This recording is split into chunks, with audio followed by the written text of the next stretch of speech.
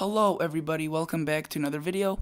Hopefully you guys are all having a fantastic day, and today's upload is going to be very exciting. It is my very early winter outlook. You could call it the preliminary winter outlook. I just called it a very early one because I feel like if it's almost too early to call it preliminary. So whatever you want to count it as, it's my first winter outlook for the year 2018-2019. One disclaimer I need to make is just because this forecast is so far out. I mean, we're in mid-July, and we're talking about in 6 months ahead of time. So this is definitely not going to be 100% accurate. I wouldn't even expect it to be half accurate. To be honest, at this point, it is a pretty wild guess, but it's more of a educated guess because this is the best guess I could give to you and the best bet that I think we will be having for this winter. Also, before we get into this, you might want to, if you're new to this channel, you could subscribe, and you may be wondering, why am I asking you to subscribe when you haven't watched the video? That's, again, you could watch the video, watch my channel, couple of my videos on my channel, and then you could consider to subscribe. This is just a reminder. If you want to support my channel, you could do so. You could also consider liking the video if you want to. So now let's move on into the very early winter outlook, 2018-2019. What I wanted to do first is introduce you guys to the things that we will be talking about in this very early winter outlook. The first thing we will be talking about is the ENCO, which stands for El Nino Southern Oscillation. The second thing we will be talking about is a QBO, which is Quasi-Biennial Oscillation. Third thing is NOAA Seasonal Outlook. The fourth thing is Anomalies, which is comparing the other winters to the upcoming one. And I think the closest one to now is 2009-2010. I'll explain that in a minute. Again, if you still don't know what QBO, even though I have it right here, even though I don't expect you to know what this means, I will explain it once we get to the point. So now let's start with the ENCO. So the ENCO is basically waters that are off the Peruvian coast, and whether they are above or below average indicates an La Nina or El Nino. If the temperatures off the Peruvian coast, which is in South America, are above average, then that indicates an El Nino. If the temperatures are below average, that indicates a La Nina. So that's basically all you need to know in order to know what ENCO is. And you can see ENCO neutral, which is in between those two phases, is favored during July through September 2018. However, with an El Nino favored, so that means warmer than average temperatures, for 70% during the Northern Hemisphere winter 2018-2019. So there's a graph right here. Oh, sorry about that. There's a graph right here. You can see September, October, November, October, November, December, November, December, January, and you can see the winter months are going to be a strong El Nino. Now you may be wondering, how does an El Nino pattern affect my winter where I live? This is a quick little graphic to show you how an El Nino typical pattern may impact your winter. So a typical pattern, keep that in mind, a typical pattern is dry across the Midwest and warm across the North, so that again would favor less snowfall and warmer temperatures for the North. However, the southern parts of the United States would receive some cooler weather and some wetter weather. And this would produce some bigger snowfall amounts, again, since it's cooler and wetter. However, just because it's an El Nino doesn't mean it could be there could be massive amounts of snow above average in the north. In fact, there was actually a year, 2009-2010, where it was a strong El Nino, not as strong, but it was an El Nino throughout the winter months. And here in Chicago, which is located in the Midwest, received 54.2 inches of snow. So an El Nino impacting Chicago would indicate less snowfall totals and warmer temperatures. However, our average is 36 or 38, and we got 54.2. That is above 10-15 inches above average. So just because it's an El Nino doesn't mean it will be a warm and less snowier winter for parts of the northern U.S. Again, if this was just an El Nino and all the other factors that we will be talking about, like the QBO, were in play and there was no modification of the El Nino, then this would indicate less temperature or warmer temperatures, and it would indicate less snow. And you may be wondering, well, what type of modification will do this type of stuff that will flip an El Nino around into a snowy and cold winter for the north? Well, it is called a El Nino Modoki, or Modoki El Nino. And a average El Nino is centered right off the coast of Peru in South America. It is called an eastern-based El Nino, which is obviously most of the warm temperatures are on the eastern half of the area to watch. And that is a typical El Nino, which would impact the weather in the northern U.S. with warm and less snowier, and colder and snowier in the south. Now, you may be wondering, what do I mean by an El Nino modification? And to show you a perfect example of what I mean by this, it's called an Modoki El Nino. And I'll explain what it means in a minute. Just for your information, actually, 2009-2010 winter was an Modoki El Nino, and that explains why areas in the north had a lot more snow, even though it was an El Nino. So during a typical El Nino, usually the sea surface temperatures, which stands for SST, are more eastern based. And what that means is that in this area of watch in the Pacific Ocean, they are more towards the east and towards the Peruvian coast of South America. And when this happens, when this setup occurs, the temperatures are warmer, there's less snow in the northern part of the United States, and there is more cold and potentially more snow in the south. However, what we need to be watching for this year, since the sea surface temperatures are indicating towards an Modoki El Nino, is that it may be something like this, where it's a central-based El Nino, and you can see it's more in the center base of the Pacific Ocean, and it's cooler off the waters, cooler in the way far western Pacific, or way eastern, depends on which way you want to look from it. But it is more centered, and a more centered El Nino will indicate cooler and colder and snowier conditions for the north, despite being an El Nino.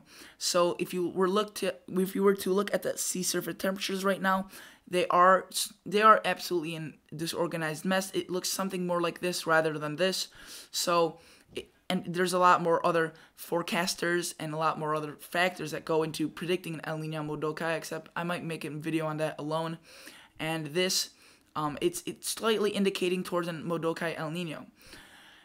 The next thing I want to talk about is the QBO. And the QBO is, again, quasi-biennial oscillation, and that is basically the measurement of which direction the winds go above the equator in the stratosphere part of the atmosphere. And if the winds go easterly, then that would indicate a negative reading of the QBO.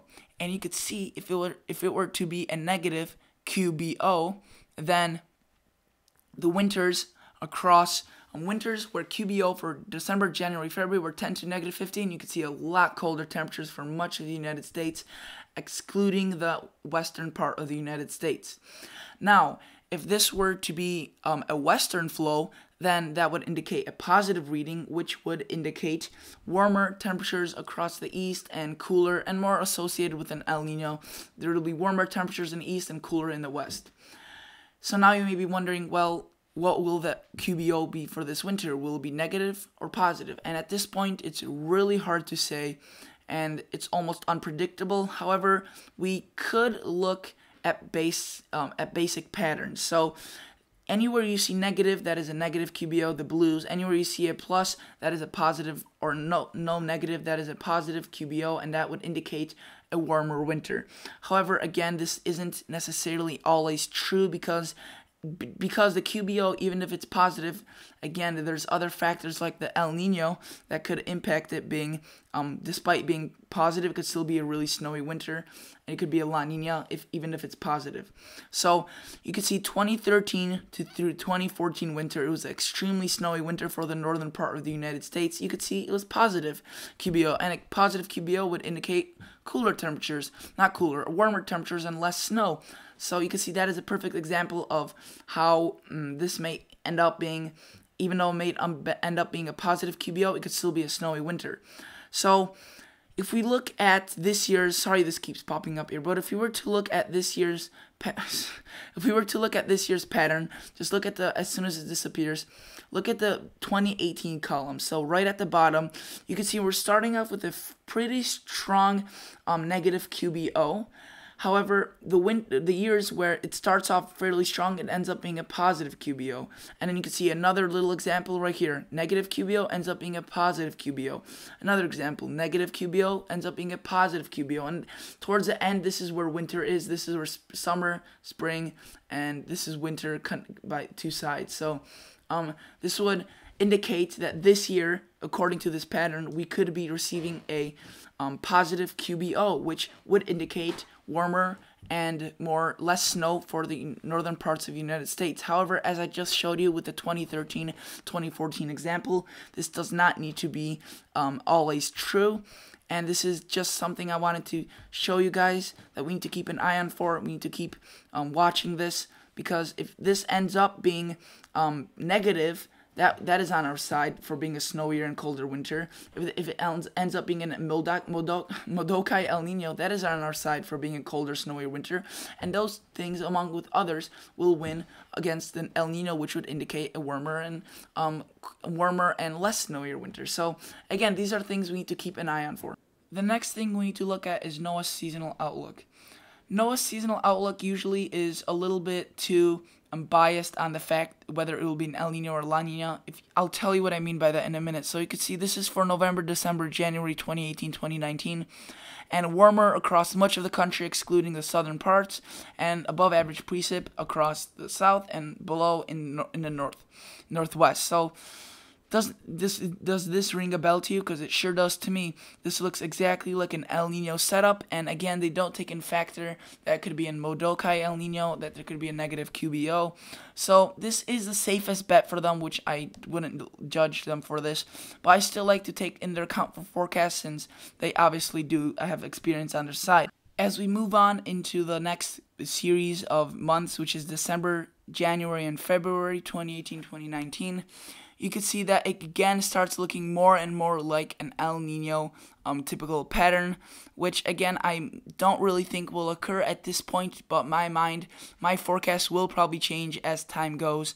So again, keep that in the back of your head, that just because I think this will happen doesn't mean it will happen. And you can see that the northern part of the United States is much above average in terms of temperatures, and the south is equal chances or slightly below. And then the northwest still remains below average in precip and above average in precip for the southeast. So again, will this happen? I don't think so at this point, but it might. And this is just basically, they took the El Nino pattern and they just lapped on a bunch of warmer and below average temperatures and precip outlines. So I usually think that NOAA doesn't do their best job on the winter outlooks or their seasonal outlooks. They usually tend to do a sloppy job. Last winter, they didn't have it too big of a handle on it. But nevertheless, you got to give them credit. So you can see, again, this is for the months January, February, March, which is pure 2019 year. This is towards the end of winter. Much above average remains for the north. And you can see that right here, below average in the northwest and below average in the midwest now.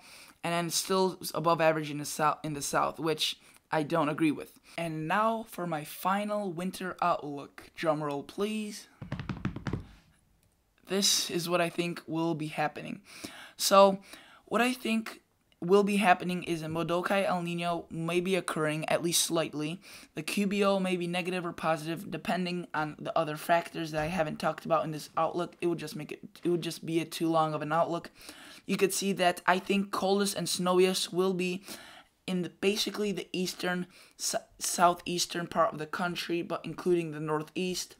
I think it'll be the coldest and snowiest if the Modokai El Nino forms. If it doesn't, this may change the whole perspective.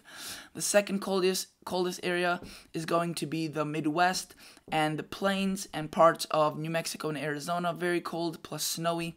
But again, I think here it'll be even colder and even snowier. Here, cooler, average snow. But as we move on further from, say, Georgia into Florida, up into the northwest, it will get more of a weaker and weaker winter. But again, just because you could see North Dakota is in warmest plus driest, doesn't mean that it will be receiving less snow than Georgia. This is based off average.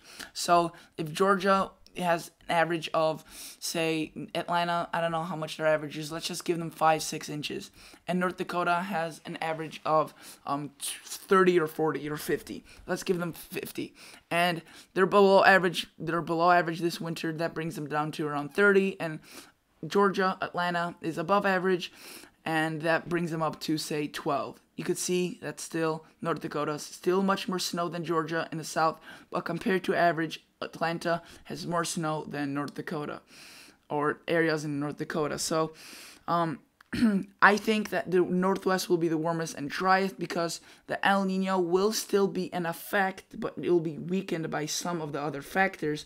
But predominantly, I think El Nino characteristics will be known in the northwest. And then cooler and average snow, as I said, in areas anywhere from Southern California all the way into the UP of Michigan. Again, this is such an early winter outlook that it was basically my best bet at this point. This will most likely definitely change. And my second preliminary winter outlook, I will probably have a completely different setup. But at this point, I think that this might happen. So thank you guys so much for watching this very early winter outlook. Hopefully you guys learned something new about this year's winter. And even if it turns out to be an above average winter for the north, or however it turns out, what I want to keep a message in mind is prepare for winter. It is never too early to start preparing. And hopefully you guys enjoyed this video. Thank you guys so much for watching. Please consider liking the video. Please consider subscribing to my channel. And as always, see you guys in the next video.